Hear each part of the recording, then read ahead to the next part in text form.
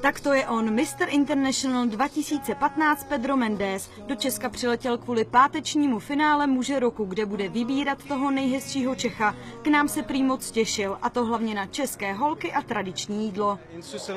U nás ve Švýcarsku je Praha velmi populární a hodně mých známých už tady bylo a říkali, že je to nádherná destinace. Jsem rád, že tady mohu být a jídlo mám rád.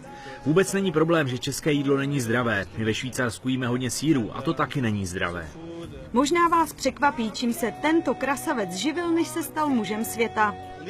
Trochu jsem dělal modeling a také jsem byl elektrikář. Ve Švýcarsku není v modelingu tolik příležitostí. Cestoval jsem do Paříže, Milána. Po výhře muže Švýcarska a pak muže světa už dělám jen modeling.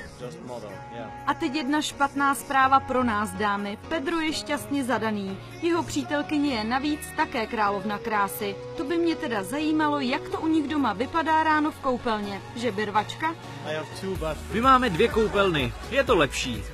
Pedro nám také přiznal, že na sobě musí pořádně makat, to aby vypadal pořád dobře.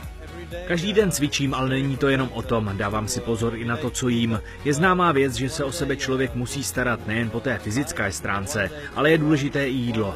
Každý den trochu sportuju, ať už kolo, běh nebo fitko.